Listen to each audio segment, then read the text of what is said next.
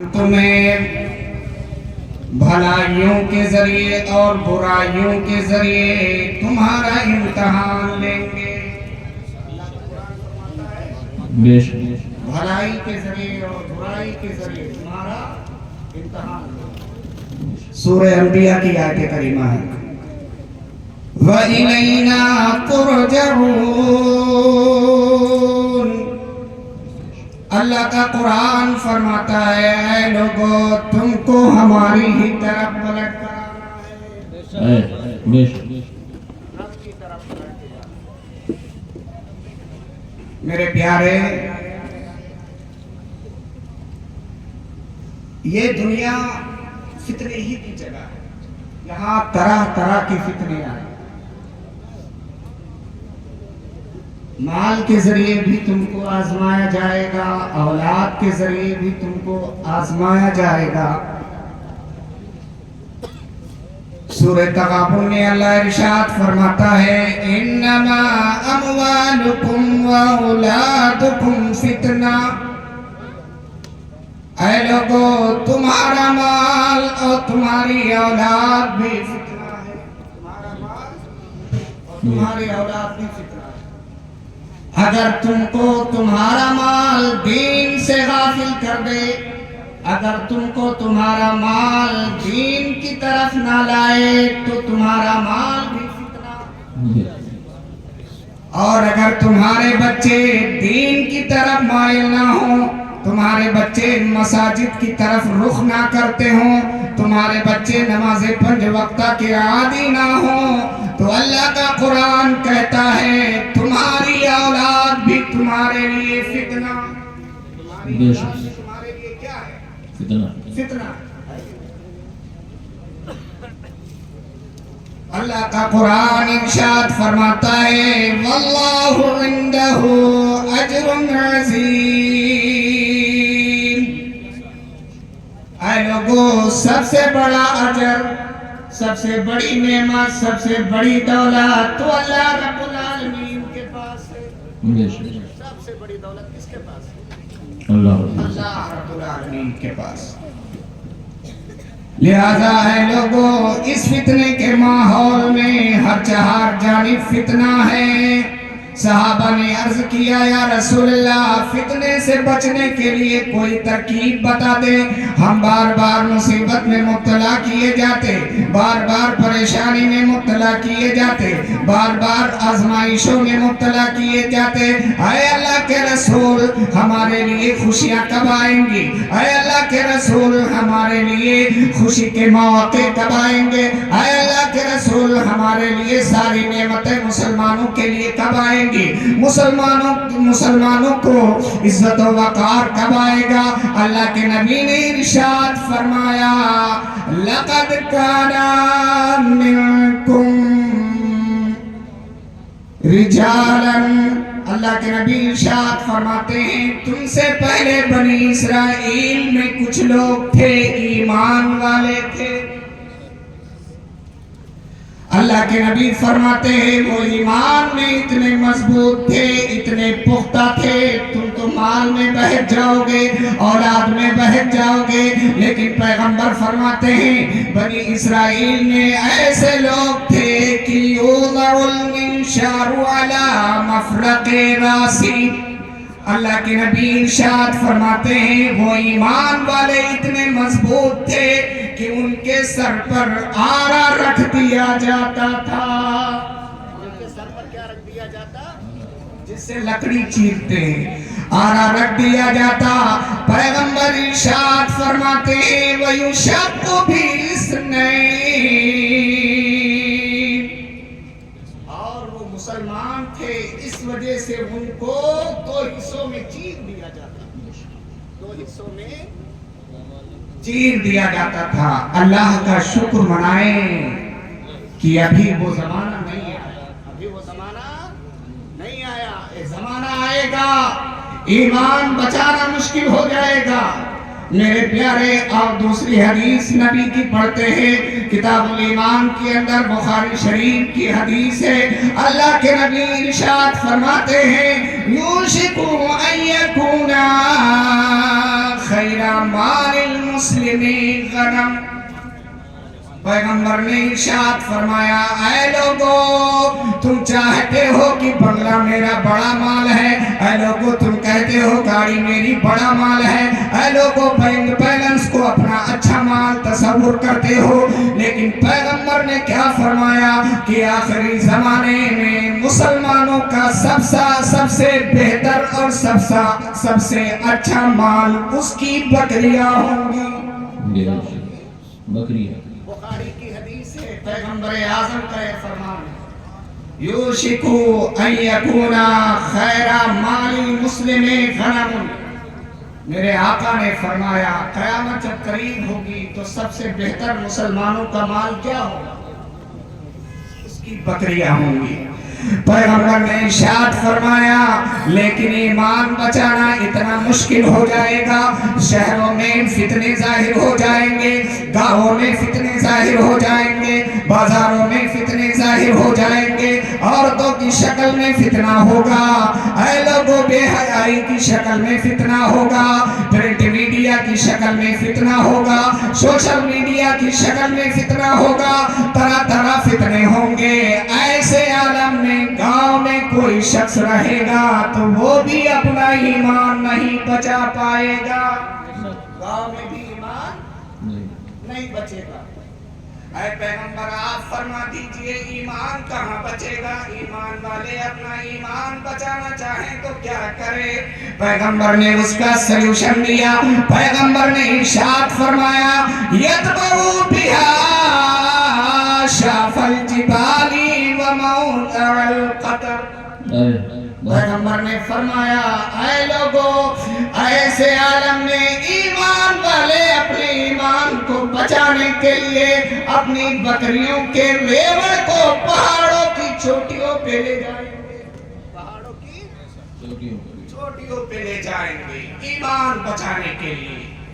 بتاؤ حضور نے فرمایا تو یہ آئے گا کہ نہیں آئے گا؟ تو ارے زور سے بولو نا یار. ہاں ایسی ہی تقریر سنو، یہی تقریر سنا کرو، حدیث و قرآن ہی سنا کرو کہ پیغمبر نے کیا فرمایا، اللہ نے قرآن میں کیا فرمایا. آقا نے ارشاد فرمایا اے لوگوں اس عالم یہ ہوگا اس زمانے کا کہ گاؤں میں بھی ایمان بچانا مشکل ہو جائے گا. اگر ایمان بچانا اس وقت لوگ چاہتے ہوں گے تو وہ اپنی بکریوں کو کہاں لے کر چلے جائیں گے؟ جہاں پہ پانی کثرت سے ہو، بارش ہوتی ہے، اور جہاں پہاڑوں چٹیل میدان اور پہاڑوں کی چوٹیوں پہ لے کے اپنی بکریوں کو چلے جائیں گے. میرے آقا نے ارشاد فرمایا یفروا بدینہ من الفتن. پیغمبر فرماتے ہیں اپنے دین کو سمیٹ کر کے اپنے دین کو اٹھا کر کے وہ شہر سے باہر بھاگ جائے گا، شہر سے باہر بھاگ جائے گا. ایسا عالم ہوگا. آئے ہائے صدقت یا رسول اللہ ما تقول. اے میرے پیغمبر جو آپ فرماتے ہیں سچ. میرے آقا نے ارشاد فرمایا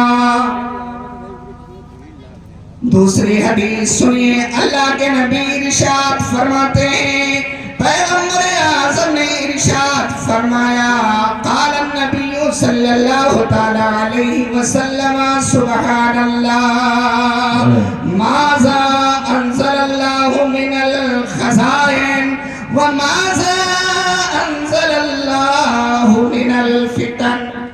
اے لوگو پاک ہے اللہ کی ذات، پاک ہے اللہ جل شانہ کی ذات جس نے کتنے خزانے پیدا فرمائے اور کتنے فتنے پیدا فرمائے، کتنے خزانے پیدا فرمائے اور کتنے فتنے پیدا فرمائے. آگے پیغمبر ارشاد فرماتے ہیں وَمَن يُوقِظُ صَوَاحِبَ الْحُجُرَاتِ لِكَيْ يُصَلِّينَ. پیغمبر فرماتے ہیں اے لوگوں اس زمانے میں کون لوگ ہوں گے جو اپنی بیویوں کو فجر کی نماز کے لیے جگایا کریں گے. ہوں گے جو اپنی بیویوں کو فجر کی نماز کے لیے جگایا کریں گے لکی یصلین تاکہ وہ فجر کی نماز پڑھ لیں. آگے پیغمبر ارشاد فرماتے ہیں وَقَاسِيَةٍ فِيهَا مِنَ الدُّنْيَا.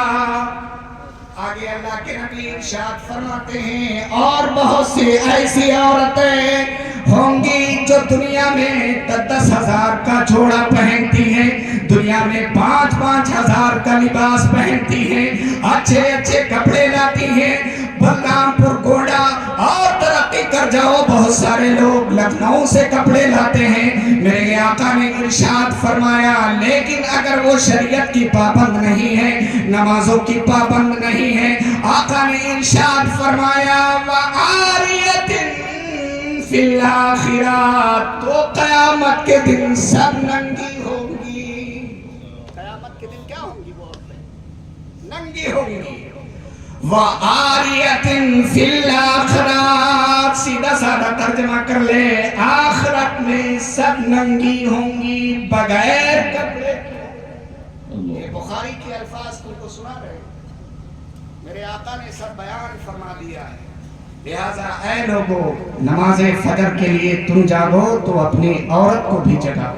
یہ نہیں کہ خود تو نماز پڑھنے جاتے ہو اور عورتوں کو نہیں پڑھا. اور ہمیں اپنی بھی اصلاح کرنی چاہیے. بحیثیت مفتی اللہ کا شکر ہے مصرولیا سے گئے تو ترقی کر گئے. یہ آخری ایئر ہے ہمارا, حضرت بھی جانتے ہیں تحقیق کا ہمارا آخری سال ہے اور اس سال ہم نے 48 فتوے دے چکے ہیں. اللہ کا شکر ہے. اور آپ کو بتائیں میرے آقا نے ارشاد فرمایا نماز کے لیے جاؤ تو کس کو جگاؤ؟ اے کمیٹی والوں, جلسہ کرانے سے کام نہیں چلے گا. صرف اگر نماز کے پابند نہیں ہو کچھ بھی نہیں. مفتی یہی فتویٰ دے, سمجھ میں آیا نا؟ ہاں. اور بعض علماء تو فرماتے ہیں کہ اگر فرائض کمپلیٹ نہیں بلکہ انکمپلیٹ ہیں تو مستحبات و نوافل قبول ہی نہیں. جلسہ کرانا صرف کیا ہے؟ مستحب ہے, ہاں مسنون طریقہ ہے. اور اگر اس حیثیت سے دیکھا جائے کہ اچھا عالم دین آپ کو دین سکھا رہا ہے جیسے کہ پیغمبر صحابہ کو سکھاتے تھے تو یہ سنت ہے. میرے حضور ایسے ہی حدیث سناتے تھے اپنے صحابہ کو, صحابہ بیٹھ کے سنتے تھے. میرے پیارے صحابہ کے زمانے میں تو بہت فتنہ تھا, اور تو کم فتنہ ہے. کتنے فتنے تھے, اللہ اکبر. اللہ کا کوئی نام ہی نہیں لیتا تھا, عورتوں کی کوئی وقت نہیں تھی. یہ دین کس نے بچایا؟ ذرا بولو. صحابہ کرام نے بچایا نا. تحفظ ناموس رسالت کا تاج کس کے سر جاتا ہے؟ سب سے پہلے صحابہ کے سر جاتا ہے. اور اسی لیے تو حدیثوں میں آیا ہے ان کا مرتبہ بہت بڑا ہے. آپ علماء سے سنتے رہتے ہیں کہ اگر غیر صحابی احد پہاڑ کے برابر سونا خرچ کرے اور صحابی ایک مٹھی جو خرچ کر دے پھر بھی برابر نہیں ہو سکتی. کیوں ہے میں بتا دوں؟ بولو حضرت بتا دیجئے. ہاں میں بتا دیتا ہوں اس کی وجہ. مثال کے طور پر محرم کا مہینہ آیا اور ہمارے عنایت اللہ بھائی لے لیجیے, عنایت اللہ بھائی نینی صاحب کو لے لیجیے, پیسے والے آدمی ہیں نینی صاحب. ہاں انہوں نے اب امام حسین کے نام پر 1,00,000 روپے کا کھچڑا بنوایا. کتنا بنوایا؟ لوگ سے بولیے, ایگزامپل دے رہا ہوں تاکہ آپ سمجھ جائیں. تقریر کرنے کا مطلب یہ نہیں ہے کہ آپ کی سمجھ میں نہ آئے اور صرف نعرہ لگاتے رہو. 1,00,000 روپے کا کھچڑا بنوایا نینی صاحب قبلہ نے. ثواب ہے, بہت ثواب ہے. غریبوں کو بھی کھلایا, مالداروں کو بھی کھلایا, بچوں کو بھی کھلایا, عورتوں کو بھی کھلایا. پورا موزہ مصرولیا 1,00,000 روپے کی کھچڑے کھا گئے. بے حساب ثواب ملا نینی साहब किबला को, मगर आओ देखो उसी दरमियान मैं भी आ गया। मिसरौलिया ही में फर्ज कर लीजिए प्रोग्राम था, बीरपुर पहुंचा, एक हाथता कांपता हुआ आदमी मेरे पास आया, कहने लगा मुफ्ती साहब किबला जरा ये बता, जरा मुझे प्यास शिद्दत की लगी है, बिल्कुल 1.5 पैसा का महीना है, मुफ्ती साहब किबला पानी मिल नहीं रहा है, मिसरौलिया और बीरपुर में कोई नल भी नहीं है, जरा आप जहमत करें 20 रुपया खर्च कर दे, बिस्लरी की एक बोतल मंगा दे, मैं जरा वो पानी पी लूं। मैंने जेब में हाथ डाला, 20 रुपये की बिस्लरी की बोतल दुकान से निकाल लिया। निकालने के बाद में वो आदमी जो प्यास की शिद्दत से तड़प रहा था, आलम ये था कि अगर पानी ना मिले तो वो आदमी मर जाए, आलम ये था कि अगर पानी ना मिले तो उसकी जबान प्यास से बाहर आ जाए। मेरे प्यारे, ऐसे आलम में 20 रुपये हमने खर्च किए और उस बिस्लरी की बोतल को हमने उसके हवाले कर दिया, प्यासे के हवाले। उसने पानी पिया, अल्लाह का शुक्र अदा किया, पानी पीते ही उसके दम में दम आया, उसकी जान बच गई। अब फर्ज कीजिए नैनी साहब किबला ने कितने का खिचड़ा बनवाया था, बोलेंगे 1 लाख रुपया का, कितने को खिलाया, पूरा मौजा 2000 के करीब लोग खा करके गए। आप बताइए सवाब कौन पाएगा? नैनी साहब किबला सवाब ज्यादा पाएंगे या मुफ्ती साहब किबला सवाब ज्यादा पाएंगे? आप कहेंगे नहीं नहीं, सवाब मुफ्ती साहब किबला ज्यादा पाएंगे। मैं आपसे कहूंगा क्यों? पैसा तो नैनी साहब किबला ने ज्यादा खर्च किया है, 1 लाख रुपए का खिचड़ा नैनी साहब किबला ने बनवाया है। आप कहोगे ये तो ठीक है मुफ्ती साहब, लेकिन नैनी साहब ने किसी की जान नहीं बचाई है, मिसबाही साहब ने एक मुसलमान की जान बचाई। यही तो आप जवाब कहोगे। हाँ तो सुन लीजिए, यही आलम है कि सहाबी का मर्तबा क्यों इतना बड़ा है, इसलिए कि सहाबा के अलावा किसी ने इस्लाम की जान नहीं बचाई है, इस्लाम को फैलाया है, इस्लाम की तबलीग की है, इस्लाम की इशाअत की है, और सहाबा का मर्तबा इसलिए बड़ा है कि उन्होंने इस्लाम की जान बचाई। इस्लाम की क्या बचाई? जान बचाई। इसलिए सहाबी का मर्तबा, सहाबा की फजीलत बहुत ज्यादा है।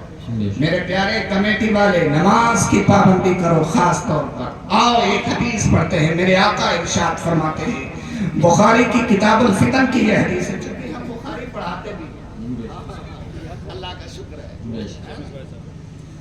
अल्लाह के नबी फरमाते हैं, यतकारबुज़ ज़मान, जब क़यामत करीब होगा ऐसा ज़माना आएगा, मेरे आका इरशाद फरमाते हैं, वयुक़बदल इल्म उठ जाएगा। क्या उठ जाएगा? वफ़ी रिवायतिन उख़रा फ़ी बुखारी ही में एक दूसरी रिवायत में है, वयनक़ुसुल अमल, कि इल्म तो रहेगा लेकिन अमल करना उलमा छोड़ देंगे। इल्म रहेगा लेकिन उलमा क्या कर देंगे? अमल करना छोड़ देंगे। मेरे प्यारे, ये बीमारी बड़ी तेजी के साथ हमारे अंदर सरायत कर चुकी है कि हम इल्म के मैदान में तो आगे आ रहे हैं, हम भी हाफिज हैं, बेटे को भी हाफिज बना रहे हैं, हम भी मुफ्ती हैं, बेटे को भी मुफ्ती बना रहे हैं, हम भी आलिम हैं, बेटे को भी आलिम बना रहे हैं, लेकिन अगर हम अमल करना नहीं सिखाएंगे, अपनी औलाद को अमल के मैदान में नहीं लाएंगे, हम नमाज पढ़ने नहीं जाएंगे हाफिज हो करके, तो मेरा बेटा मुफ्ती बनकर भी नमाज पढ़ने नहीं जाएगा। गलत बात तो नहीं कर रहा हूँ, बिल्कुल सही बता रहा हूँ, हदीस और कुरान के हवाले से गुफ्तगू कर रहा हूँ।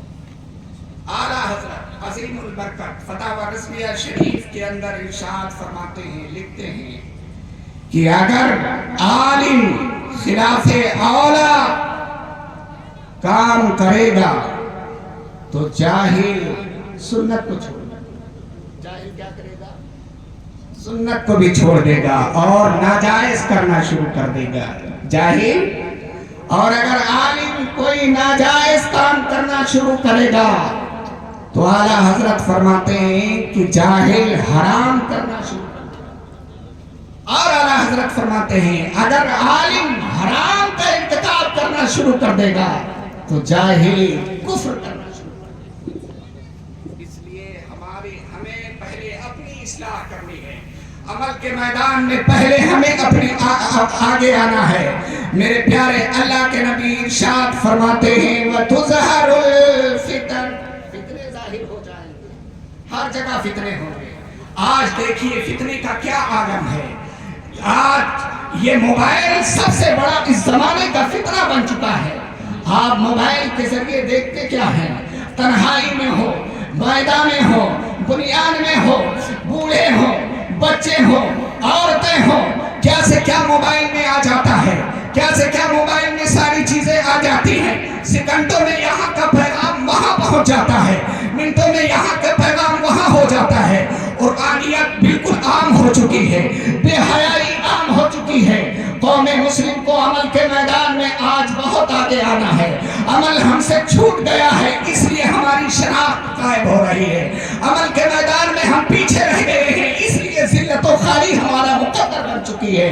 میرے پیارے، آؤ شریعت مصطفیٰ کی طرف، آؤ صحابہ کی سیرت کو اپنا لے، آؤ پیغمبر کی سیرت کو اپنا لے۔ مصطفیٰ جان رحمت نے صحابہ کو طرز زندگی گزارنے کا کیا سلیقہ عطا فرمایا، صحابہ کو زندگی کس طرح عملی طور پر گزارنے کا نمونہ دیا ہے۔ پیغمبر نے فرمایا میرے صحابی کبھی سنت بھی ترک نہیں کرنا میری، اور میرے صحابہ یاد رکھنا تم سے کبھی خلاف اولا بھی کام کا ارتکاب نہ ہو۔ ہم صحابہ کی اتباع کرتے ہیں۔ پیغمبر نے ارشاد فرمایا علیکم بسنتی و بسنت الخلفاء الراشدین المہدیین۔ اللہ کے نبی ارشاد فرماتے ہیں میری سنت کو بھی لازم پکڑ لو اور میرے صحابہ کی سنت کو لازم پکڑ لو۔ بے شک، بے شک۔ صحابہ کی زندگی اپناؤ۔ مسجدیں آج خالی نظر آ رہی ہیں، پھر کہتے ہو مسجد گرا دی گئی، ہمارے حق میں فیصلہ نہیں ہوا، ہم کم تعداد میں ہیں، نیچے سے لے کے اوپر تک وہ ہیں، اس لیے فیصلہ ان کے حق میں چلا گیا۔ ایک جہت سے ایک ٹھیک بھی ہے، لیکن کیا آپ مسجد کا حق ادا کر رہے ہیں؟ کیا مسجد میں سنگ مرمر لگا دینے سے مسجد کی ترقی ہو جاتی ہے؟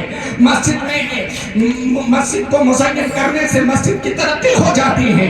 نہیں نہیں میرے پیارے، اچھا عالم امام اچھا رکھو کہ آپ کی نماز بھی اچھے طریقے سے۔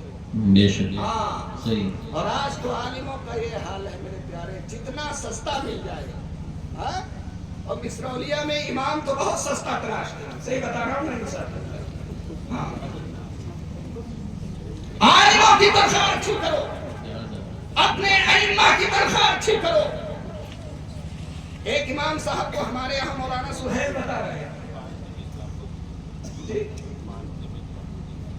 مولانا سہیل صاحب بتا رہے تھے، یہ فیض العلوم میں ان کی سروس لگی ہے، کہ 5000 روپے امام صاحب تھے، ہم سے بات کر رہے تھے، بتا رہے تھے مجھ سے کسی نے مسئلہ پوچھا کہ یہ بتا دیجئے ہم نے اپنی بیوی کو طلاق دے دیا ہے تو آپ کیا کریں؟ امام صاحب نے فتویٰ دے دیا، مسئلہ بتا دیا، جاؤ حلالہ کرو۔ طلاق دیا تھا، طلاق دیا تھا ایک، اور کیا کہا؟ حلالہ کروائیے، بیچارہ حلالہ دے اس نے۔ یہ مولانا سہیل صاحب بتا رہے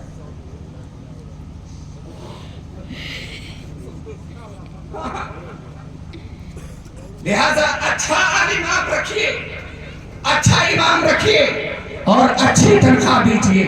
میرے پیارے آپ کو بتا دیں، یہی سرکار اورنگزیب عالمگیر رحمت اللہ علیہ کا زمانہ تھا۔ عالم کی تنخواہ کیا ہوتی تھی، حفاظ کی تنخواہ کیا ہوتی تھی، علماء کی تنخواہ ہے کتنا ہوتی تھی۔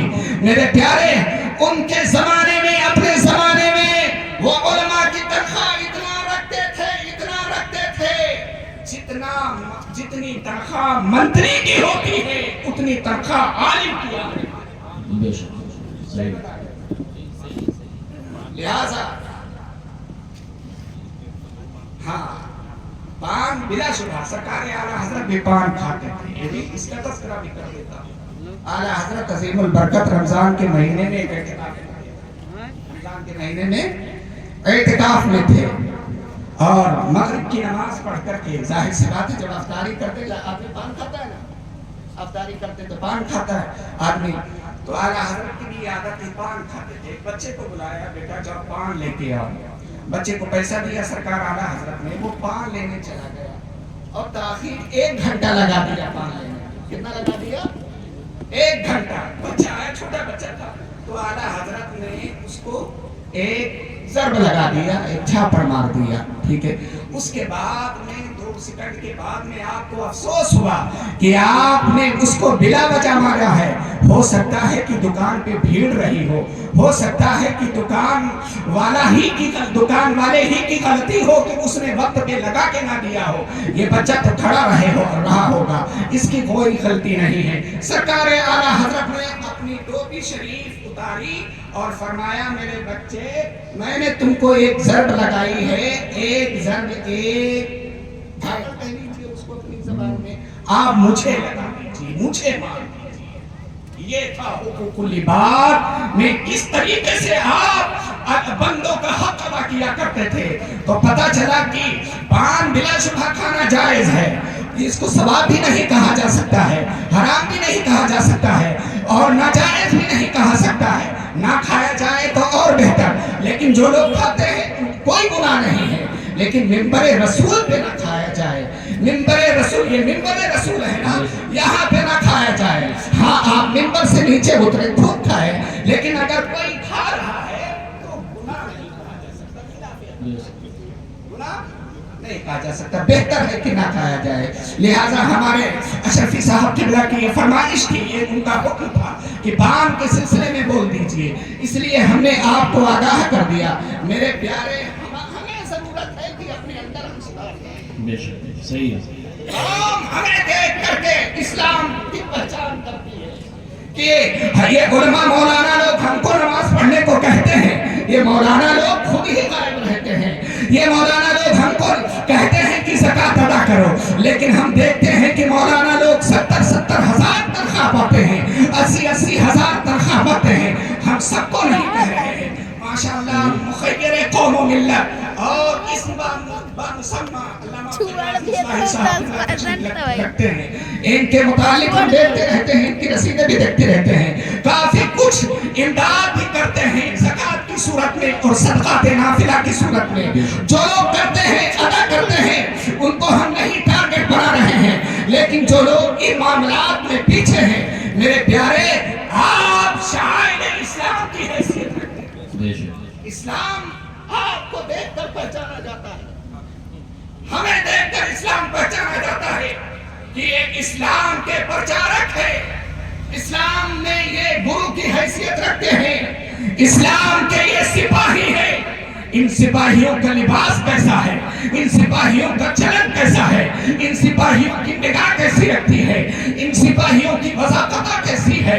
اگر ان کا چلنا پھرنا شریعت کے مطابق ہو گیا تو آپ کو دیکھ کر عام آدمی بھی اپنے اندر انقلاب پیدا کرنے کی کوشش کرے. نعرہ تکبیر, نعرہ رسالت, نعرہ رسالت, جشن ویسے قرنی, جشن ویسے قرنی, جشن تحفظ ناموس رسالت. علماء اہل سنت حضرت علامہ مفتی قمر الدین صاحب قبلہ, حضور سید صاحب قبلہ, نعرہ تکبیر, نعرہ رسالت, نعرہ رسالت. آخری حدیث سے پڑھ لیتا ہوں. میرے آقا ارشاد فرماتے ہیں, ایک حدیث بخاری کی اور سنی, یہ بھی باب الفتن کی حدیث ہے. سرکار فرماتے ہیں بادروا بالاعمال فتنہ, کثیر تعداد میں جب فتنے ظاہر ہو جائیں تو اس وقت تم اعمال صالحہ کرنا شروع کر دو, اچھے عمل کرنا شروع کر دو, برائیوں سے بچنے کی ترغیب دے دو, لوگوں کو برائیوں سے روکتے رہو. میرے آقا ارشاد فرماتے ہیں یصبح الرجل مومنا ویمسی کافرا. سرکار فرماتے ہیں آخری زمانہ جب آئے گا تو انسان صبح کو مسلمان رہے گا, شام کو کافر ہو جائے گا. ویمسی کافرا ویصبح مومنا, اور شام کو اگر کافر ہوگا انسان تو صبح مسلمان ہو جائے گا. اللہ کے نبی ارشاد فرماتے ہیں وَيَبِيعُ دِينَهُ بِأَرْضٍ مِّنَ الدُّنْيَا. پیغمبر نے ارشاد فرمائے گا, ارشاد فرمایا ہے کہ انسان دنیا کے بدلے اپنے دین کو بیچ لے گا. دنیا کے بدلے اپنے دین کو کیا کر لے گا, بیچ لے گا. اس کو فقط دنیا سے مطلب رہ جائے گی.